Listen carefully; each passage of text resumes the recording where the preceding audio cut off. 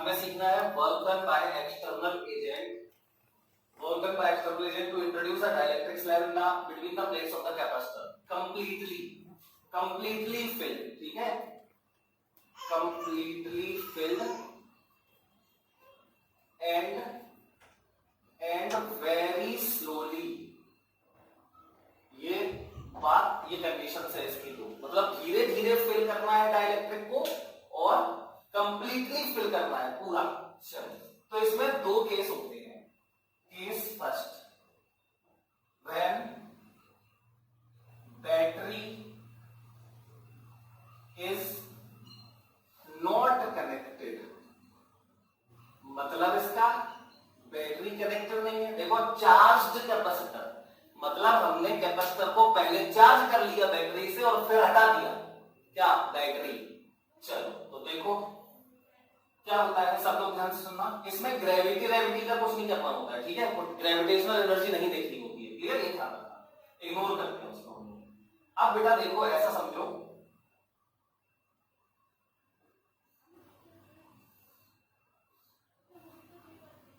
ये कैपेसिटर की एक प्लेट है और ये दूसरी प्लेट है, ठीक, इस तरीके से प्लेट कैपेसिटर की प्लेट्स रखी हुई है, ये और ये। यहां बैटरी जोड़ी थी हमने, उससे क्या किया हमने, इसको पॉजिटिव चार्ज दे दिया मान लो, और इस पे नेगेटिव चार्ज दे दिया, ठीक है। अब इलेक्ट्रिक फील्ड होगी इनके बीच में, बहुत ध्यान से सुनना आप सबसे पहले, ठीक है। तो यहां पे हमें एक स्लैब भरनी है, ऐसे डाइलेक्ट्रिक स्लैब ऐसे फिल करनी है। तो देखो ध्यान से क्या करते हैं हम लोग, मान लो यहां पे हमने पूरा कंप्लीटली फिल है, ध्यान रखना, ठीक। ये डिस्टेंस है, इसको बोल दो, देखो इसको, ये विड्थ है और ये लेंथ है, तो इसको L बोल देते हैं, और ये इसको B बोल देते हैं। ये B है और ये L है, तो एरिया हो जाएगा L इंटू B, ठीक। अभी जरूरत नहीं है उसकी, बाद में देख लेंगे उसको, ठीक है। चलो तो सबसे पहले तो ये डाइलेक्ट्रिक स्लैब भरना है। अब देखना, एक बात और बताते हैं आपको, डाइलेक्ट्रिक स्लैब थोड़ा अंदर ले जाएगा, ठीक। स्लैब की लेंथ कितनी है, L, क्योंकि तभी तो ये कंप्लीटली फिल होगा, और प्लेट्स की लेंथ कितनी है, वो भी L, और ये कितना है, ये मतलब विड्थ ऑफ द प्लेट है B, तो एरिया हो जाएगा L इंटू B। अच्छा, इस पे चार्ज कितना है, Q, तो इस पे है प्लस Q और इस पे है माइनस Q, सही बात है। अब बैटरी तो हटा दी हमने, अब मैं बता चुका हूं बैटरी हटा दी तो चार्ज फ्लो नहीं हो सकता, चार्ज कांस्टेंट हो जाएगा, ठीक। चलो अब देखो, ये डाइलेक्ट्रिक हमने ऐसे भर दिया, तो होता क्या है समझना ध्यान से।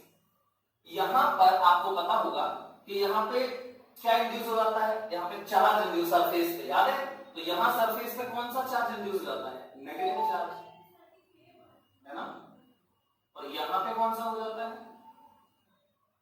Positive charge. अभी यहां तो आया नहीं है, ये तो प्लेट्स की इलेक्ट्रिक फील्ड तो यहां है ना, प्लेट्स के बीच में ऐसे होगी इलेक्ट्रिक फील्ड, ठीक। तो ये तो अभी पार्ट बाहर है, तो यहां पे चार्ज इंड्यूस नहीं होगा, इसका डाइलेक्ट्रिक कांस्टेंट कितना है, K। अब बेटा एक बात देखो, होता क्या है, ये इलेक्ट्रिक फील्ड जो है यहां पर इस नेगेटिव वाले कॉर्नर पे ऐसे फोर्स लगाती है, देखो अपनी तरफ ऐसे, क्लियर, अपनी तरफ क्या लगाती है, फोर्स, लेकिन कौन से पार्ट पे ये समझना है, बहुत ध्यान से सुनना, बहुत ज्यादा ध्यान से। तो वहां पे, यहां पे पूरे में यूनिफॉर्म फील्ड होता है, आपको याद होगा मैंने बताया था। कहां पे नॉन यूनिफॉर्म, अब हमें एक चीज को हम जो इग्नोर कर देते थे वो भी देखना है, उसी की वजह, उसको बोलते थे फ्रिंजिंग फील्ड, क्या बोलते थे, फ्रिंजिंग फील्ड। तो अब देखो ध्यान से, यहां पे मैं शॉर्ट में बना रहा हूं इसका डायग्राम, ठीक, शॉर्ट में डायग्राम। तो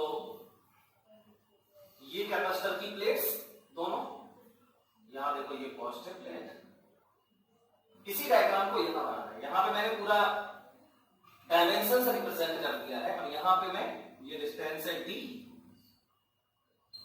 और ये नेगेटिव प्लेट। अब डाइलेक्ट्रिक के कौन से पार्ट पे ये प्लेट्स फोर्स लगाती हैं वो मैं बता रहा हूं, देखो ध्यान से।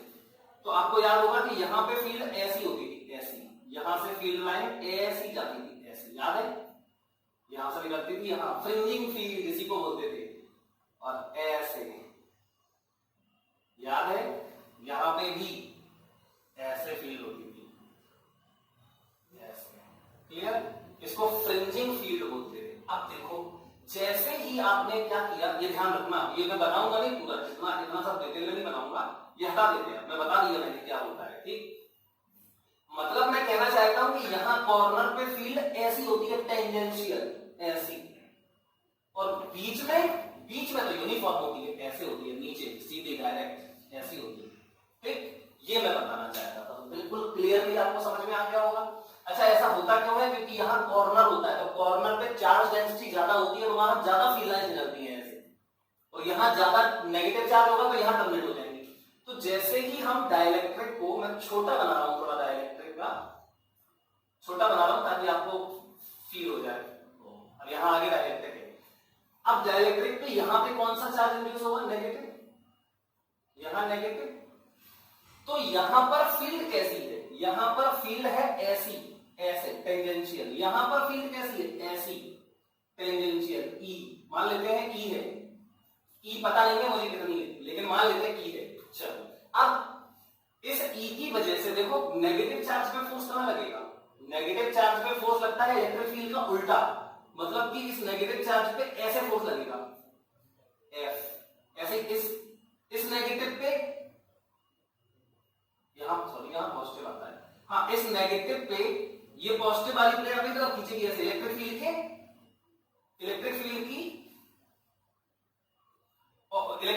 ऑपोजिट, मतलब अट्रैक्ट करेगी, और ये नेगेटिव चार्ज इस प्लेट का डाइलेक्ट्रिक के सरफेस पे जो पॉजिटिव है उसको अट्रैक्ट करेगा, है ना, क्योंकि पॉजिटिव चार्ज पे इसकी इलेक्ट्रिक फील्ड ऐसे होगी ना, यहां से इलेक्ट्रिक फील्ड निकली और यहां टर्मिनेट होती है ना, ऐसे, क्लियर। तो यहां ऐसी होगी इलेक्ट्रिक फील्ड, तो फोर्स इस पॉजिटिव चार्ज पे इलेक्ट्रिक फील्ड की डायरेक्शन में लगेगा, मतलब ये नेगेटिव प्लेट जो है वो इस पॉजिटिव को अट्रैक्ट करेगी, कैसे? ऐसे, तो ये फोर्स लगेगा इलेक्ट्रिक फील्ड की डायरेक्शन में, क्लियर। एक बार फिर से, ये पॉजिटिव के सामने नेगेटिव इंड्यूस होगा तो फील्ड होगी ऐसे, और फील्ड पे नेगेटिव चार्ज पे ऑपोजिट डायरेक्शन में फोर्स लगता है, तो ऐसे फोर्स लगेगा। ऐसे यहां नेगेटिव चार्ज, ये वाला प्लेट का नेगेटिव चार्ज डाइलेक्ट्रिक के पॉजिटिव चार्ज को अट्रैक्ट करेगा ऐसे, या ऐसे समझ लो कि इस डाइलेक्ट्रिक पे जो पॉजिटिव चार्ज है उस पे फील्ड की डायरेक्शन में फोर्स लगेगा, तो एफ लगेगा। अब देखो जरा, इस एफ के दो कंपोनेंट कर दो, एक ये और एक ये, ऐसे इस फोर्स के करो, एक ये और एक ये, तो ये वाले दोनों फोर्स तो कैंसिल हो जाएंगे, ठीक। लेकिन ये दोनों फोर्स देखो कहां जाएंगे, ये दोनों फोर्स इस डाइलेक्ट्रिक को अंदर खींचेंगे, मतलब इलेक्ट्रिक फील्ड क्या चाहती है, जो फ्रिंजिंग फील्ड है वो क्या चाहती है कि हम इसको खींच लें, ठीक। अच्छा, अब हमें इसको स्लोली इंट्रोड्यूस कराना है, बिल्कुल स्लोली। तो अगर आपको इसको स्लोली इंट्रोड्यूस कराना है तो सोचो, यहां पे तो फोर्स लगा रहा है ये नेट, एफ नेट ऐसा लग जाएगा, इलेक्ट्रिक फील्ड की वजह से डाइलेक्ट्रिक स्लैब पे ऐसे नेट फोर्स लगेगा, तो फिर हमें यहां पे फोर्स लगाना पड़ेगा एफ एक्सटर्नल, क्योंकि अगर हम भी ऐसे लगा देंगे तो हमको एक्सेलरेट हो जाएगा, वो है ना, एक्सेलरेट हो जाएगा। तो हमें यहाँ पे उतना जितना यहाँ लग रहा है उतना ही हमें लगाना पड़ेगा, तो धीमे धीमे नेट फोर्स जीरो से के अंदर चला जाएगा, क्लियर। आई थिंक इतनी बात बिल्कुल क्लियरली समझ में आ गई होगी आपको। तो ये डायग्राम तो ऐसे ही था, समझने वाला डायग्राम ये था। अब लेकिन एक बात और समझो, फोर्स हमेशा ये प्लेट्स का जो कॉर्नर होता है ना यही लगाता है, मतलब मान लो ये इतना इंट्रोड्यूस हो गया तो यहां फोर्स नहीं लगेगा, क्योंकि यहां तो फील्ड ऐसी है, देखो ऐसी फील्ड है, ऐसी यूनिफॉर्म फील्ड होगी ना यहाँ पे, तो बीच में कॉर्नर्स पे होती है फ्रिंजिंग फील्ड टेंजेंशियल, ऐसी ऐसी ऐसी और ऐसी, क्लियर। तो यहां पर इस नेगेटिव वाले पे फोर्स कहां लगेगा? ऐसे, मतलब ये पॉजिटिव प्लेट इस नेगेटिव चार्ज, इस कॉर्नर के नेगेटिव चार्ज को अपनी तरफ कैसे खींचेगी, और ये नेगेटिव प्लेट, ये पॉजिटिव प्लेट नेगेटिव चार्ज को ऐसे खींचेगा यहां वाले को, और क्योंकि फील्ड ऐसी है तो फील्ड अगर ऐसी है तो नेगेटिव चार्ज पे ऊपर फोर्स लगेगा, और अगर यहां पे फील्ड देखो ऐसी है, ये तो पॉजिटिव चार्ज पे ऐसे ही फोर्स लगेगा, मतलब ये दोनों फोर्स एक दूसरे को कैंसिल कर देंगे, मतलब पॉजिटिव प्लेट ऊपर खींचेगी नेगेटिव को और नेगेटिव प्लेट पॉजिटिव को नीचे खींचेगा, तो नेट फोर्स 0 हो जाएगा। कहां फोर्स लगेगा? यहां, क्योंकि यहां पे फ्रिंजिंग फील्ड है, कैसी? ऐसी, और यहां पे ऐसी। क्लियर? तो ये नेगेटिव चार्ज ऐसे फोर्स लगेगा और इस पॉजिटिव चार्ज पे ऐसे फोर्स लगेगा, तो उसके दो कंपोनेंट यहां ऐड हो जाएंगे और ये वाले पे सब्ट्रैक्ट हो जाएंगे, तो फोर्स यहां लगता है, यहां नहीं लगता। क्लियर? ओके, इसका मतलब ये हुआ, देखो इसका मतलब ये हुआ कि अगर हम इसको कंप्लीटली फिल कर दें, मतलब ये प्लेट्स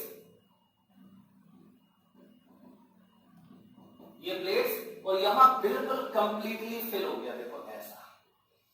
अब बताओ डाइलेक्ट्रिक पे कितना फोर्स लगेगा? 0। क्यों? क्योंकि यहां पे ये वाले कॉर्नर लगाएंगे ऐसे, ठीक, और ये वाले कॉर्नर जो है ना वो यहां ऐसे लगाएंगे, नेट फोर्स 0 हो जाएगा। समझ में आई? देखो कैसे और फील कराएं में, या मान लो ऐसा है, देखना और सिंपल तरीके से समझा।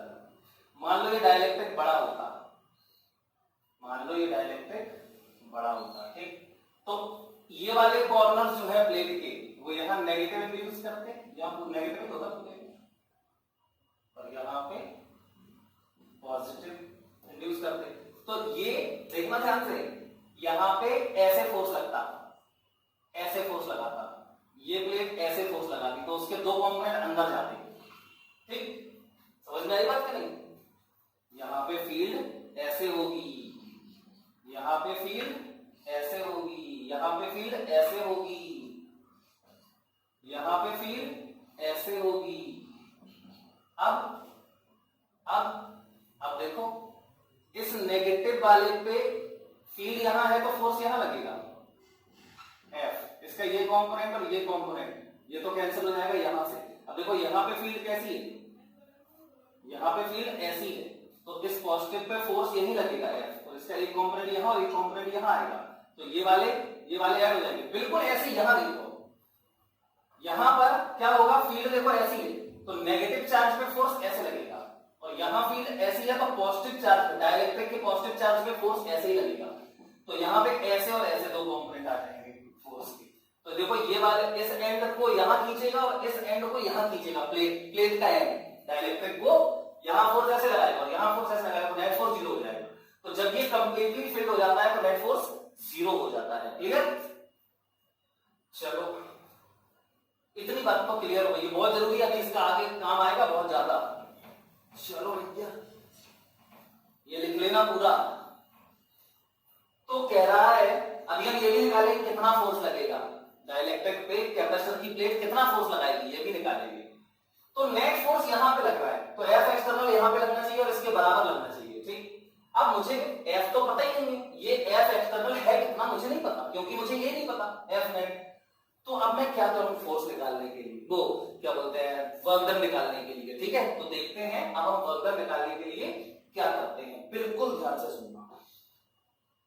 तो सबसे पहले ये ध्यान रखना, बता दें सबसे पहले क्या करते हैं लोग, इक्वेशन लिखते हैं, क्या, work done by external agent plus work done bye battery बराबर। ध्यान रखना कि मैंने ये भी बताया था कि वो लोग पता नहीं लैंग्वेज में गड़बड़ करते हैं तो वो एक्सटर्नल वर्क पूछते हैं बस। तो एक्सटर्नल वर्क में तो दोनों आते हैं, एक्सटर्नल एजेंट का और वर्क बैटरी का, ये दोनों आ जाते हैं। तो पता नहीं वो जो भी पूछे वो निकालना है आपको, मैंने बता चुका हूं ये, ठीक। तो वर्क डन बाय बराबर क्या होता है, delta U plus heat, but यहां पे चार्ज तो फ्लो ही नहीं हो रहा है तो H बराबर 0, no charge flow, no charge flows, ठीक है। जब चार्ज ही फ्लो नहीं हो रहा तो बैटरी तो है ही नहीं, W बैटरी बराबर 0, ठीक। तो फिर W एक्सटर्नल एजेंट क्या आ जाएगा, W external agent to fill बराबर हो जाएगा U final minus U initial. तो W एक्सटर्नल एजेंट बराबर U फाइनल, तो हाफ C इंटू अपपुट। अब बेटा ध्यान से सुनो, हम इसका कौन सा फॉर्मूला लगाएं, तो चार्ज दिया है उसमें Q, पोटेंशियल डिफरेंस नहीं है, पोटेंशियल डिफरेंस तो बदल चार्ज कांस्टेंट रहेगा और अंदर जब ये जाएगा, डाइलेक्ट्रिक अंदर जाएगा तो कैपेसिटेंस बढ़ेगी, k टाइम्स हो जाएगी, है ना। तो W एक्सटर्नल का निकालने के लिए U फाइनल को तुम Q स्क्वायर अपॉन 2C लिखो, Q स्क्वायर अपॉन 2C1 और minus C2 minus Q square upon 2C2, ये C U इनिशियल है तो C1, या यहां पे लिख दो C फाइनल और यहां पे C इनिशियल। अब C फाइनल और C इनिशियल क्या है, तो C इनिशियल तो epsilon not A upon D है, तो C इनिशियल बराबर C बराबर क्या होता है, एप्सिलॉन नॉट A बाय D, ठीक। A की वैल्यू क्या है, epsilon naught L into B, L into D upon distance कितनी थी इनके बीच की, देखो ये लिखी है D, क्लियर। तो ये तो C इनिशियल हो गया, C इनिशियल हो गया, डाइलेक्ट्रिक तो था नहीं इनिशियली तो डाइलेक्ट्रिक बाहर था ना, फिर भरे अंदर हमने, तो फिर हो जाएगा C फाइनल बराबर हो जाएगा K times epsilon naught L into B upon D, पता होगा कंप्लीटली फिल हो जाएगा तो F K टाइम्स हो जाएगी इसकी कैपेसिटेंस, ठीक। तो यहां पे C फाइनल और C इनिशियल की वैल्यू रख दो, तो ये W एक्सटर्नल बराबर हो जाएगा Q स्क्वायर अपॉन 2 बाहर क्या आ जाएगा, C final C initial minus C final upon C final into C initial. आप इस पे गौर करो, बहुत ज्यादा गौर करने की जरूरत है। क्या, देखो हम यहां इसका फोर्स निकालते हैं, इसका फोर्स, तो इसका फोर्स सोचो आप, फोर्स तो यहां लग रहा है, फोर्स यहां लग रहा है और डिस्प्लेसमेंट यहां हो रहा है, अंदर इंट्रोड्यूस करा रहे हो ना, तो फोर्स हम यहां लगा रहे हैं, डिस्प्लेसमेंट यहां आ रहा है, तो वर्क डन नेगेटिव आना चाहिए क्योंकि फोर्स और डिस्प्लेसमेंट के बीच के एंगल 180 डिग्री है। तो देखो यहां पे आ जाएगा, क्योंकि C इनिशियल कम है और C फाइनल ज्यादा है, कैसे, K टाइम्स, ठीक। तो यहां पर C initial is less than C final, values रख सकते हो, ये लिखी है सब, ठीक, रख दोगे। सो W एक्सटर्नल एजेंट बराबर नेगेटिव, मतलब कि ये बिल्कुल सही फोर्स लगाया हुआ, यहां लगाना पड़ेगा फोर्स हमें, क्लियर। ये भी प्रूफ हो गया है। अगर तुम्हें पता नहीं हो, मान लो यहां लगाना है कि यहां लगाना है, तो क्या करोगे, मान लोगे कि F एक्सटर्नल लग रहा होगा, मैंने थोड़ी ना F एक्सटर्नल का कुछ वर्क लिखा है, वो तो निकाला हमने U फाइनल माइनस इनिशियल, तो नेगेटिव आ रहा है, इसका मतलब फोर्स हमें यहां लगाना है, क्लियर। चलो, तो ये हो गया जब बैटरी डिस्कनेक्टेड है। अब अगर बैटरी कनेक्टेड होती तो फिर क्या करते हैं, तो कुछ नहीं, बड़ा सिंपल सा है। अगर बैटरी कनेक्टेड होती तो K सेकंड लिख लेना, when battery is kept connected. अब हमें कितना फोर्स लगाना पड़ेगा, ठीक, कितना वर्क डन करना पड़ेगा, इस F एक्सटर्नल का वर्क डन क्या होगा ये निकालना है। तो चलो देखते हैं। तो बेटा बैटरी कनेक्टेड है तो फिर क्या कांस्टेंट रहने वाला है, पोटेंशियल डिफरेंस। अब तो पोटेंशियल डिफरेंस कांस्टेंट रहेगा ना, चार्ज नहीं, क्योंकि जैसे जैसे अंदर आएगा तो कैपेसिटेंस बढ़ेगी तो चार्ज भी बढ़ेगा, ठीक, पोटेंशियल डिफरेंस कांस्टेंट रहेगा। तो यहां पर बैटरी मैंने ऐसे ये कनेक्ट कर दी, 20 वोल्ट की बैटरी है, ये देखो कनेक्टेड है, तो इसका पोटेंशियल डिफरेंस नहीं बदलने वाला, तो ये चार्ज नहीं लिख सकते अब आप प्लस क्यू माइनस क्यू, ये बदलेगा, ठीक। चलो तो हमने हटा दिया चार्ज, वो वेरिएबल है। अब देखो ध्यान से क्या करेंगे, अब यहां पे work done bye battery zero नहीं होगा, work done bye battery zero नहीं होगा, और हीट में, लेकिन हीट अभी भी जीरो होगी, चार्ज फ्लो होगा। तो सोचो चार्ज फ्लो हो रहा है, यहाँ रेजिस्टेंस है वायर में, तो हीट प्रोड्यूस होनी चाहिए I स्क्वायर RT, 10th में पढ़ाया तुमने, मैंने बताया भी है। लेकिन क्यों नहीं होगा हीट फ्लो, क्योंकि वेरी स्लोली, बहुत स्लोली ले जा रहे हैं, मतलब बहुत स्लोली ले जा रहे हो, तो चार्ज मतलब यहाँ पे जो फ्लो होगा चार्ज वो बहुत धीरे धीरे होगा, मतलब करंट I बहुत कम होगी, ये बता चुका हूं मैं। I बहुत कम होगी तो हीट I स्क्वायर RT भी नेग्लिजिबल होगी। तो यहां पर हियर H बराबर 0, क्यों, current almost equal to 0, current is tending to 0, क्योंकि बहुत स्लोली चार्ज फ्लो हो रहा है, ठीक। चलो अब work done bye battery, work done bye battery, अब तो होगा। तो वर्क डन बाय बैटरी का होता है V potential difference into charge flown delta Q, Q नहीं डेल्टा क्यू, जो एक्स्ट्रा फ्लो होता है, ठीक, क्योंकि पहले ही से इसमें कुछ चार्ज होगा और फिर बाद में कुछ और चार्ज होगा, ज्यादा होगा। तो यहां पे V इंटू डेल्टा क्यू की जगह पे Q final minus Q initial, ठीक। तो W बैटरी बराबर, देखना यहीं पे लिख रहा हूं मैं, समझ में आ जाएगा, कुछ बड़ी बात नहीं है। तो V इंटू क्यू फाइनल लगाओ, तो क्यू फाइनल तो यार CV होता है, क्यू बराबर क्या होगा, कैपेसिटर CV। तो यहां C final into V minus C initial into V, ये हो जाएगा।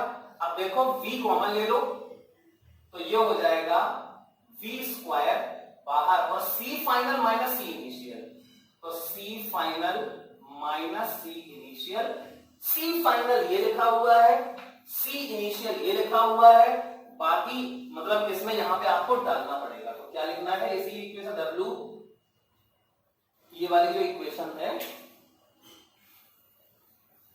ये तो समझ गए, W बैटरी भी आ गया।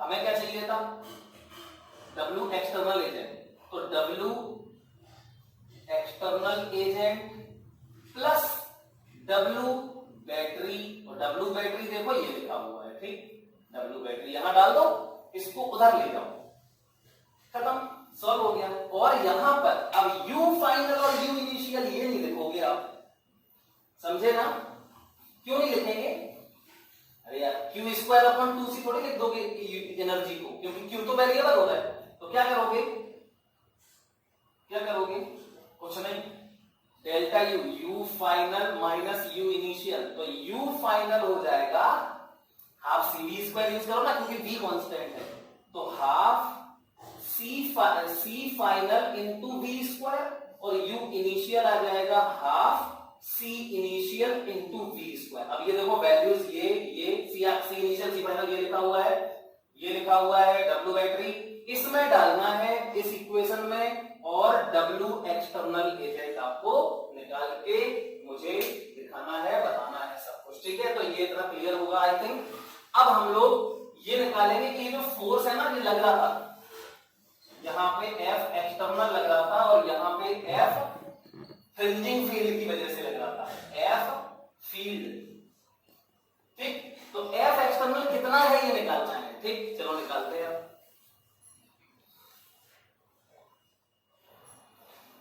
देखो बेटा, अब हमें जो अभी F एक्सटर्नल हमने बताया था, डाइलेक्ट्रिक को इंसर्ट करना है स्लोली, वेरी स्लोली, तो उसमें F एक्सटर्नल कितना लगता है, ठीक, तो वो हम देखेंगे।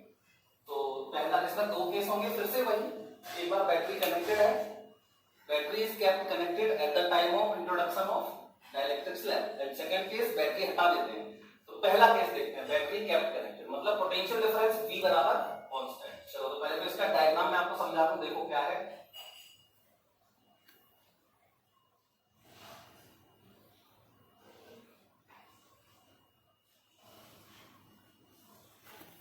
ये प्लेट पॉजिटिव चार्ज, ठीक,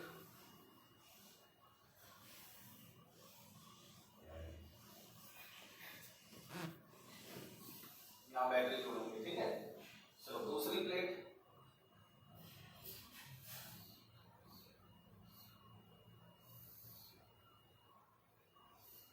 ये हो गई दूसरी प्लेट। अब देखो यहां बैटरी जुड़ी हुई है, ये जुड़ी हुई है, पॉजिटिव नेगेटिव V वोल्ट की बैटरी है, वो लिख दिया मैंने कांस्टेंट है, ठीक है। अब देखो यहाँ पे इंट्रोड्यूस क्या करना है, डाइलेक्ट्रिक स्लैब, तो इसकी डायमेंशंस लिख देते हैं पहले। तो ये है, बता चुका हूं मैं, ये B है और ये L है, ठीक। अब डाइलेक्ट्रिक स्लैब हमने इंट्रोड्यूस कर दिया कहां तक, चलो मान लेते हैं x डिस्टेंस तक इंट्रोड्यूस कर दिया, ये डाइलेक्ट्रिक स्लैब है कांस्टेंट Kx का, ठीक। x डिस्टेंस तक हमने देखो इसको इंट्रोड्यूस कर दिया, ध्यान से समझना इसको, ये x तक इंट्रोड्यूस कर दिया, ठीक, ये डिस्टेंस है D, ये x इंट्रोड्यूस कर दिया, तो ये कितना बचा, L माइनस एक्स, ठीक, और L माइनस एक्स बचा, और ये B है, ये तो पता ही है हमें B है। अच्छा अब एरिया बताओ, चलो पहले तो इसकी कैपेसिटेंस लिखते हैं इस टाइम पे, तो इसकी कैपेसिटेंस क्या होगी, डाइलेक्ट्रिक स्लैब है, कैपेसिटेंस,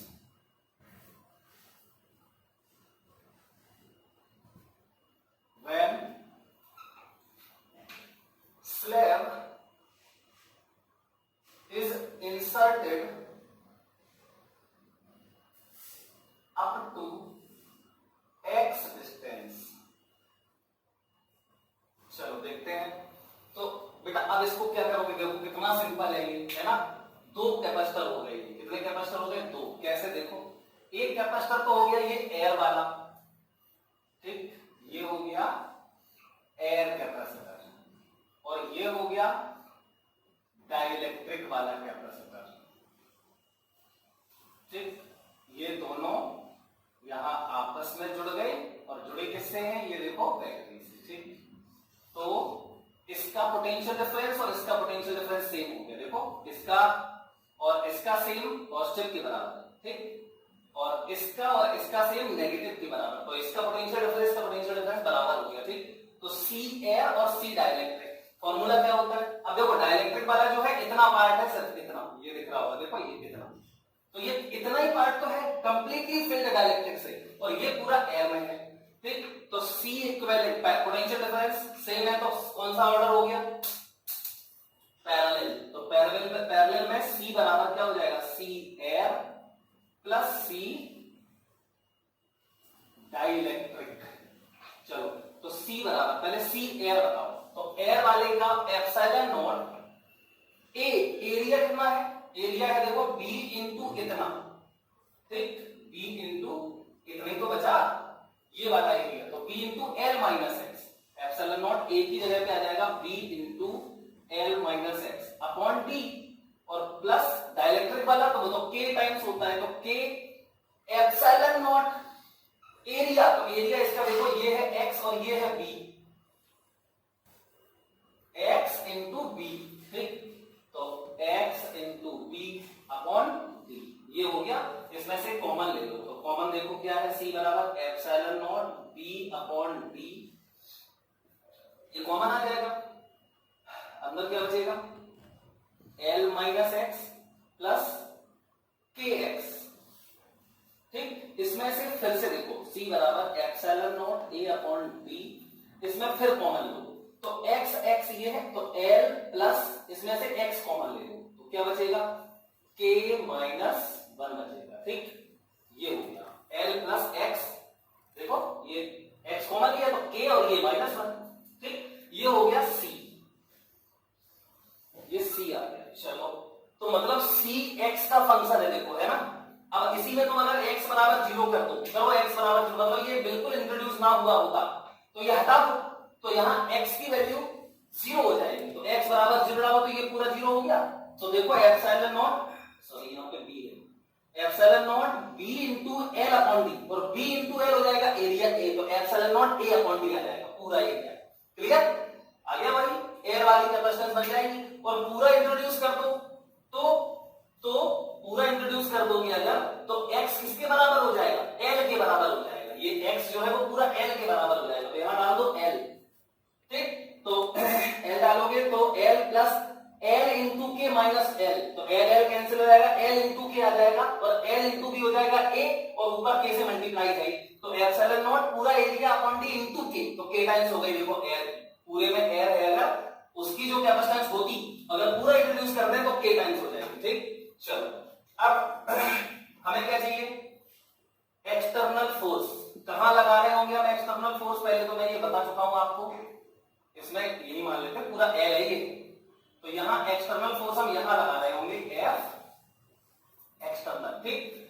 अब बेटा ध्यान से सुनिए, जब ये x डिस्टेंस आ चुका है और यहाँ पे F इलेक्ट्रोस्टैटिक लग रहा होगा, उतने उसके बराबर मुझे लगाना पड़ रहा है, वही फ्रिंजिंग फील्ड की वजह से लगता है ना, यहां से कॉर्नर लगाते हैं ऐसे, ठीक। तो F एक्सटर्नल कितना है ये मुझे निकालना है, तो बड़ा सिंपल है, देखो F एक्सटर्नल क्या करें हम, फॉर्मूला लगाते हैं, work done bye battery plus work done bye F external बराबर क्या होता है, delta U plus heat, but heat बराबर 0, क्योंकि वेरी स्लोली इंसर्शन हो रहा है, वेरी स्लोली, तो चार्ज फ्लो होगा, रेजिस्टेंस है, करंट फ्लो होगी, लेकिन करंट टेंडिंग टू 0 होगी तो हीट 0 हो जाएगी। ठीक, चलो अब W बैटरी, बेटा आप समझो ध्यान से। तो W बैटरी में मान लेते हैं कि अभी इस पे Q चार्ज होगा, अभी Q चार्ज होगा, सुनना ध्यान से। तो अगर अभी जब X डिस्टेंस इंसर्ट हो गया तब इस पे Q चार्ज है, अब इसको dx और इंसर्ट करा दो, dx कितना, ये dx और इंसर्ट करा दो तो चार्ज फ्लो होगा। तो W बैटरी चार्ज फ्लो होगा, मान लो dq, कितना होगा, dq। तो if dx more distance is introduced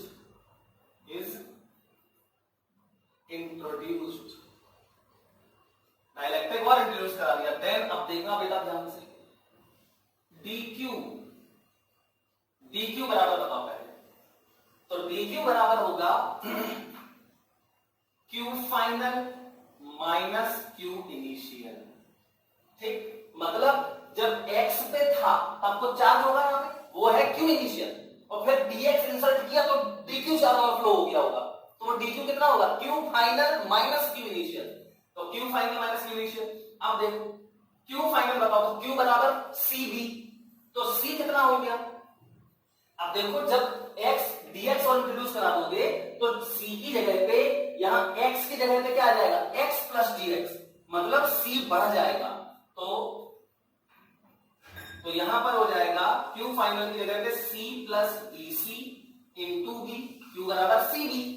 तो dx इंट्रोड्यूस करा दिया तो पहले तो c था, अब dc बढ़ गया, समझ गए। तो मान लेते हैं कि dx इंट्रोड्यूस कराने पे कैपेसिटेंस dc बढ़ जाती है, तो नई कैपेसिटेंस कितनी हो गई, जो x पे थी वो थी c और प्लस dc, तो c plus dc into v minus q initial, तो q इनिशियल तो पहले वाली कैपेसिटेंस c और इंटू v तो कांस्टेंट है।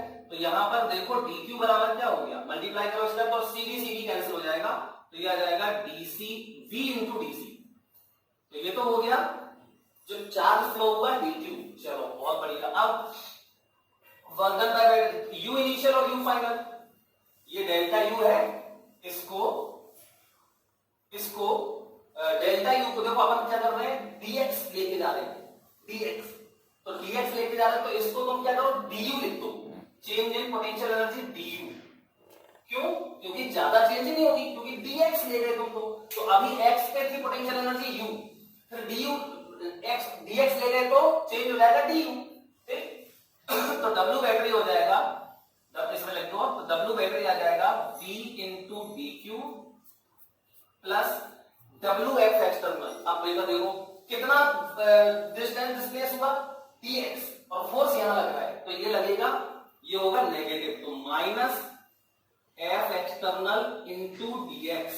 ठीक, ये हो गया w f एक्सटर्नल बराबर du बोलो। तो du में मैंने क्या बोला था, du बराबर हाफ cv स्क्वायर, मतलब u बराबर क्या होता है, हाफ cv स्क्वायर। तो u बराबर अगर हाफ cv स्क्वायर है तो du बराबर क्या होगा, u final minus u initial. चलो ये पूरा लिख देते हैं, u final minus u initial, समझना अभी ध्यान से।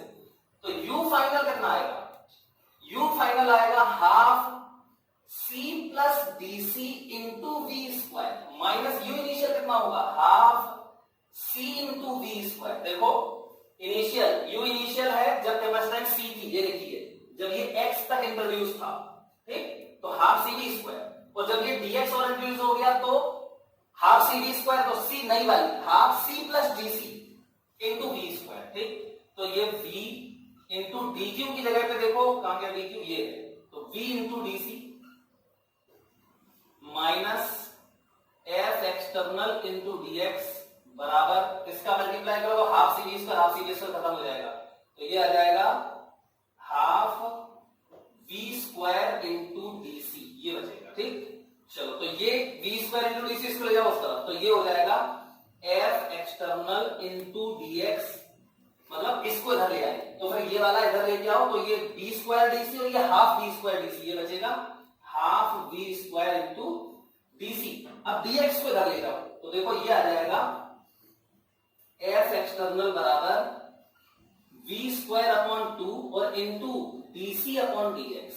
ठीक बेटा, अब यहां से डीसी अपॉन डीएक्स निकाल दो, तो देखना डीसी अपॉन डीएक्स में निकाल रहा हूं, तो डीसी अपॉन डीएक्स बराबर, देखो इसमें epsilon naught V upon D, ये तो कांस्टेंट है पूरा, अंदर देखो एल का डिफरेंशिएशन 0, क्योंकि एल तो कांस्टेंट है, पूरी प्लेट की लेंथ है, एक्स का एल का डिफरेंशिएशन 0 प्लस एक्स का 1 और के माइनस 1 बचेगा। ठीक, के माइनस 1, एक्स का डिफरेंशिएशन एक्स के साथ 1 हो जाएगा, तो डीसी बाई डीएक्स क्या आ गया, एप्सिलॉन नॉट बी के माइनस 1 अपॉन बी। क्लियर, और डीसी बाई डीएक्स को यहां डाल दो, तो इसको जब तुम यहां डालोगे तो यहां फाइनली हमारा एफ एक्सटर्नल आएगा V square epsilon naught B के माइनस 1 अपॉन 2 डी। देखो ये आ गया। ठीक, अब इसमें ये बताओ क्या वेरिएबल है, इसमें तो मुझे कुछ भी वेरिएबल तो एक्स है, और वो एक्स तो दिख ही नहीं रहा इसमें, इसका मतलब जब बैटरी कनेक्टेड होती है तो ये फोर्स जो है वो कांस्टेंट होता है, मतलब इसमें कांस्टेंट फोर्स लग रहा होगा, ये वाला भी, एफ इलेक्ट्रिक भी, एफ फील्ड भी, एफ फील्ड और एफ एक्सटर्नल, ये दोनों कांस्टेंट होंगे। समझ गया ना, वेरिएबल नहीं है, देखो ना कांस्टेंट आ गया ये, तो ये फॉर्मूला ध्यान रखना पड़ेगा आपको, एफ एक्सटर्नल बराबर कितना है, बी स्क्वायर एप्सिलॉन बी के माइनस 1 अपॉन 2d, ये ध्यान रखना है। तो आई थिंक सब लोग इतनी बात को बिल्कुल क्लियरली समझ गए होंगे। अब बेटा अब देखो, अभी इसमें बैटरी हमने कनेक्ट रखी थी तो फोर्स का फॉर्मूला ये आया और ये कांस्टेंट आया, अब बैटरी को हटाना है। ठीक, तो बैटरी को हटा दिया तो इसमें पहले से कुछ चार्ज तो होगा ना, तो मान लेते हैं कि इस पे ये प्लस क्यू चार्ज है और इस पे माइनस क्यू चार्ज है। ठीक, ये चार्ज अब बदलने वाला नहीं है, पोटेंशियल डिफरेंस बदलेगा। ठीक, तो क्योंकि बैटरी हटा दी तो अब चार्ज कैसे बदलेगा, तो इसमें सब कुछ यही करना है। अब देखना ध्यान से, हाँ, तो अब इसमें क्या करेंगे, यही पूरा W battery plus W external बराबर ये सब, हीट जीरो होगा, हीट जीरो होगा, और work done bye battery, battery है ही नहीं है तो जीरो वर्क डन कहां से होगा, है ना, W बैटरी भी जीरो होगा, चार्ज ही फ्लो नहीं हो रहा है, तो इसमें V कांस्टेंट नहीं है, इसमें क्या कांस्टेंट रहेगा, व्हेन वोल्टेज सोर्स डिस्कनेक्टेड, मतलब चार्ज Q बराबर कांस्टेंट रहेगा इसमें। ठीक बेटा, तो W बैटरी जीरो और हीट जीरो, तो क्या बचा फिर, ये बचा तुम्हारा W F एक्सटर्नल बराबर DU। ठीक, और इससे आ जाएगा W F एक्सटर्नल क्या हो जाएगा, देखना ध्यान से, minus F external into DX बराबर DU, तो फिर F एक्सटर्नल बराबर क्या आ जाएगा, माइनस DU बाय DX। ठीक, तो बस खत्म question, F external minus DU by DX है। अब ये सब मिटा दो, कुछ काम का नहीं है। चलो अब देखते हैं क्या आता है इसका, ये डिपेंड करता है एक्चुअली में एक्स पे, रिजल्ट बता दिया मैंने। F एक्सटर्नल बराबर हो जाएगा माइनस D बाय DX। अब U की जगह पे क्या लिखें, तो U की जगह पे आप लिखो Q स्क्वायर अपॉन 2C। क्यों, क्योंकि चार्ज कांस्टेंट है, तो यहां लिख देते हैं Q स्क्वायर अपॉन 2C। इसमें से कांस्टेंट क्या है ये बताओ, तो Q कांस्टेंट है, तो ये Q is minus Q square upon 2 बाहर आ जाएगा, अंदर बचेगा देखो D बाय DX 1 अपॉन C, और ये हो जाएगा, अब तो कितना सिंपल है, C को ऊपर ले जाओ तो ये हो जाएगा minus Q square upon 2 C की पावर माइनस 1, तो ये हो जाएगा माइनस 1 अपॉन C स्क्वायर, माइनस 1 अपॉन C स्क्वायर, और फिर इनटू, खत्म नहीं हुआ अभी, C का करना, अभी तो 1 अपॉन C का किया, मतलब C की पावर माइनस 1 का किया, अब C का करोगे तो ये आएगा DC बाय DX, क्योंकि X के रिस्पेक्ट में कर रहे हो ना, C के रिस्पेक्ट में कर रहे हो तो ये 1 हो जाता। ठीक, तो यहां पर फाइनली F एक्सटर्नल बराबर हमारा आया है Q, ये माइनस माइनस प्लस हो जाएगा, तो Q स्क्वायर अपॉन 2 dx। अब dc बाई dx तो देखो c में तो कोई फर्क नहीं पड़ेगा, c तो यही होगी, है ना, तो dc बाई dx तो यही आने वाला है, c तो ऐसे लिखेंगे पूरा, ठीक, ये डाइलेक्ट्रिक वाला और ये गैर वाला। चलो तो रख दो इसकी वैल्यू, तो बराबर में q square upon 2c, c ये लिखा है, रखो, तो ये हो जाएगा epsilon not b upon d,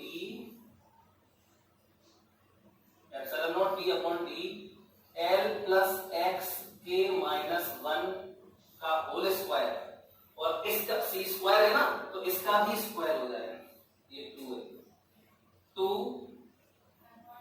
यहां आ जाएगा epsilon not square b square upon d square, और इनटू में dc बाई dx, तो बेटा देखो dc बाई dx ये लिखा हुआ है, ये है, तो ये क्या हो जाएगा epsilon not b upon d और इनटू k माइनस 1, ये हो गया खत्म। एप्सिलॉन नॉट b और d एक एक कैंसिल हो जाएंगे, तो ये एक d बचेगा, ऊपर पहुंच जाएगा, तो फाइनली ये आंसर आ गया हमारा f एक्सटर्नल बराबर q square upon 2 epsilon not b और ऊपर जाएगा d, ऊपर बचेगा k माइनस 1 और नीचे बचेगा l plus x into k minus 1 का होल स्क्वायर, ये हमारा आंसर आ गया। अब आप देख सकते हैं कि ये f एक्सटर्नल x पे डिपेंड कर रहा है, मतलब x के साथ ये f फोर्स भी बदलेगा, मतलब ये वेरिएबल फोर्स लगाना पड़ेगा, स्लोली लेना, क्योंकि ये फोर्स बदलेगा तो ये भी बदलना पड़ेगा, नहीं तो एक्सेलरेट हो जाएगा वो हमें स्लोली ले जाना है, क्लियर। तो ये हमारा दूसरा फॉर्मूला आ गया। बहुत अच्छी बात क्या है, अच्छा फॉर्मूला कौन सा है, जब बैटरी हटी हुई होती है, जब बैटरी हट जाती है तो फोर्स कांस्टेंट होता है, ये फॉर्मूला है, बता दिया है मैंने, बुक में भी दिख रहा होगा वो, v पोटेंशियल डिफरेंस का square into epsilon not b upon 2d और ब्रैकेट में k माइनस 1, ठीक, तो ये ध्यान रखना है।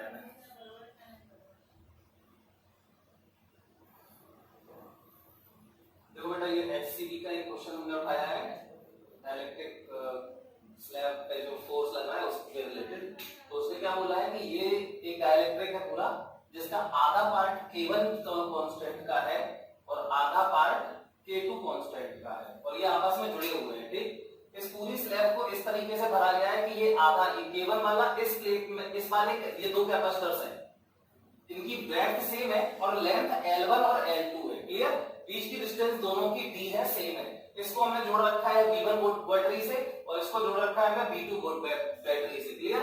अब वो कह रहा है कि इस, देखो अब तुम्हें पता होना चाहिए कि ये कैपेसिटर यहां फोर्स लगाएगा ऐसे F1, और ये वाला कैपेसिटर प्लेट इसको यहां खींचेगा, अंदर खींचता है ना, डाइलेक्ट्रिक प्लेट को, डाइलेक्ट्रिक स्लैब को कैपेसिटर की प्लेट कहां खींचती है, अंदर की तरफ, प्लेट्स अंदर की तरफ खींचती है, तो ये वाला स्लैब अपने अंदर, ये वाली प्लेट्स अपने अंदर खींचेगी और ये वाली प्लेट अपने अंदर खींचेगी, तो क्या है बताओ K1 और K2 का या V1 और V2 का क्या रिलेशन होना चाहिए ताकि ये इक्विलिब्रियम में रहे, तो फॉर इक्विलिब्रियम F1 बराबर F2 होना चाहिए, है ना।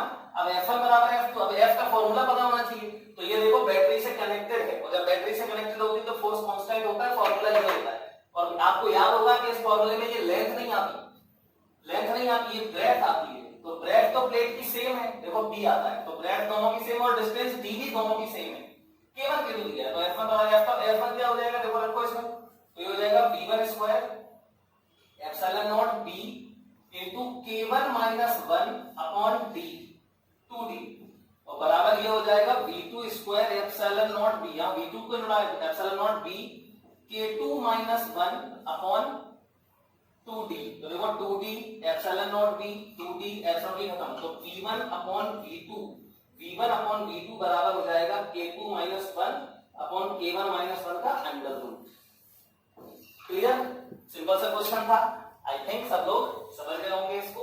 अब एचसी वर्मा का ही एक और क्वेश्चन है, एससीबी का ही एक और क्वेश्चन है, देखते हैं इस क्वेश्चन को।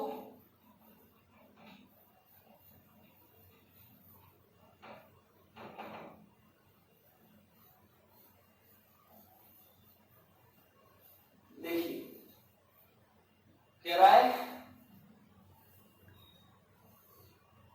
ये कैपेसिटर की दो प्लेट्स हैं, ठीक, स्मूथ प्लेट है, कहीं फ्रिक्शन mg कुछ नहीं लेना है, ठीक, सब उसमें बोला है।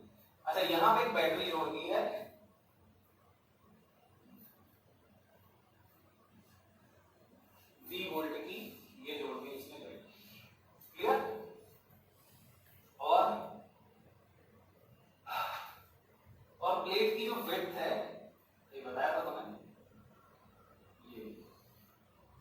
ये प्लेट की विड्थ है b और ये है l, ठीक।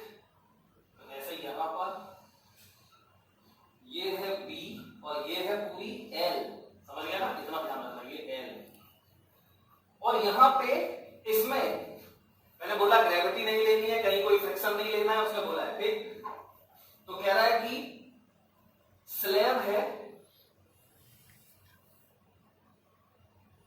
इसके अंदर क्या है, स्लैब हमने इंट्रोड्यूस करा दिया है, इसी प्लेट के ऊपर रखा हुआ है, ठीक। कहीं कोई फ्रिक्शन नहीं है, mg बैलेंस है नॉर्मल से, ठीक। वो कह रहा है कि ये कितना अंदर है इसमें, तो इसमें अंदर है ये a डिस्टेंस इसमें अंदर है, और बाकी बचा कितना, वो है l माइनस a। मतलब ये इस डाइलेक्ट्रिक का भी जो लेंथ है वो प्लेट की लेंथ के बराबर है, ठीक। तो बिल्कुल सिंपल सा क्वेश्चन हो गया ये। मतलब कितनी लेंथ अंदर बची, तो अंदर जो लेंथ बची है वो है l माइनस a, ठीक। अच्छा, इस पे ये प्लेट्स क्या लगाएंगी, फोर्स लगाएंगी, और यहां कोई एक्सटर्नल फोर्स नहीं है, बहुत अच्छी बात है, कोई एक ही फोर्स रह गया फिर ये F अंदर की तरफ, और F बराबर होगा क्या, कांस्टेंट। क्यों, क्योंकि बैटरी जुड़ी हुई है, ठीक। तो F की वैल्यू जो आएगी ये होगी, ठीक। F बराबर b square epsilon b upon 2d k minus 1, ये आएगी। ये इस पे डिपेंड नहीं करती कितना अंदर है कितना बाहर है, कोई मतलब नहीं, कांस्टेंट रहता है ये फोर्स, है ना। अब वो कह रहा है कि हमने इसको रिलीज किया, छोड़ दिया तो ये फोर्स की वजह से इसमें एक्सेलरेशन आएगा। एक्सेलरेशन कितना आएगा, a बराबर f अपॉन m, और जब ये कांस्टेंट होगा, इसका मास दिया है m, ठीक। तो इसमें एक्सेलरेशन आएगा f अपॉन m बराबर v square epsilon not b k minus 1 upon 2d m। ये एक्सेलरेशन हो गया। एक्सेलरेशन को कैपिटल A लिख दे रहे, ठीक, क्योंकि ये लेंथ भी a दिया है ना उसमें, तो कैपिटल A हम लिख दे रहे हैं एक्सेलरेशन को, क्योंकि ये वाली लेंथ a दी है उसमें, ठीक। अब ये बताओ बेटा, इस फोर्स से ये कितनी डिस्टेंस कवर करना है जब ये कंप्लीटली फिल हो जाएगा। तो जब ये पूरा कंप्लीटली फिल हो जाएगा तो इसको कितनी डिस्टेंस कवर करनी पड़ेगी, l माइनस स्मॉल a, है ना। तो कितना टाइम लगेगा, तो देखते हैं। तो time to be completely field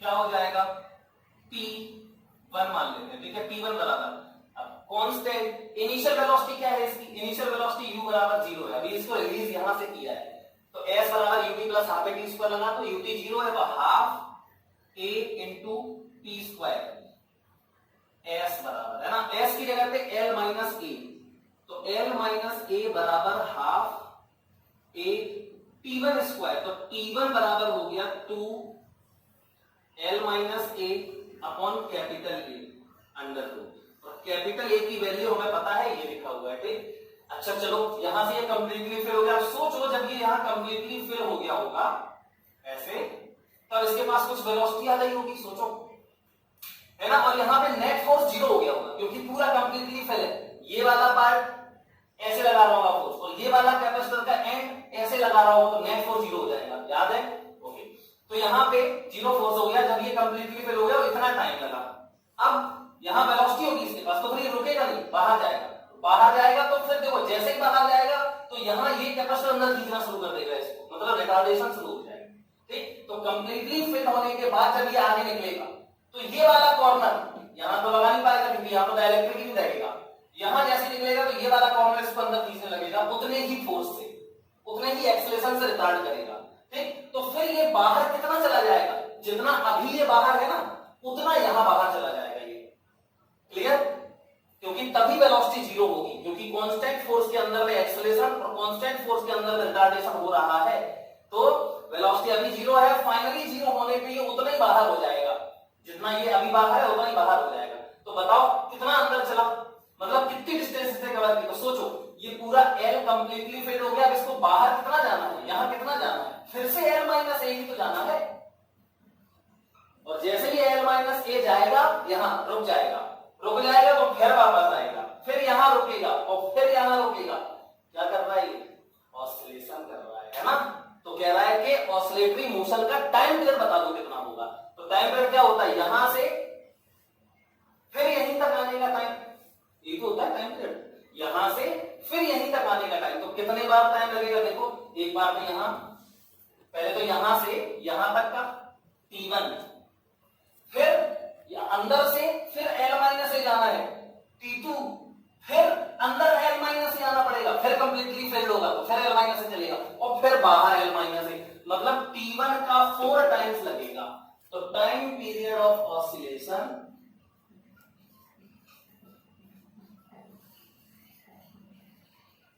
T बराबर 4T1, ये आंसर है। आई थिंक बिल्कुल सिंपल क्वेश्चन है, दिमाग आपको लगाना ही पड़ेगा, ऐसा नहीं है, बिल्कुल बिल्कुल सिंपल क्वेश्चन था। ओके, चलिए इसी के साथ अब हम लोग एक और क्वेश्चन करते हैं। देखो क्या क्वेश्चन है, ये डायरेक्ट्रिक वाले मॉड्यूल में क्वेश्चंस दिए हैं, मॉड्यूल में आप बिल्कुल सरल है, सब लोग सब सारे क्वेश्चन कर सकते हो, ठीक है। चलो, अरे ऐसे सिंपल सिंपल क्वेश्चन बना सकते हैं अपन लोग इसके डायरेक्ट्रिक के, ठीक है। चलिए, तो एक क्वेश्चन और है,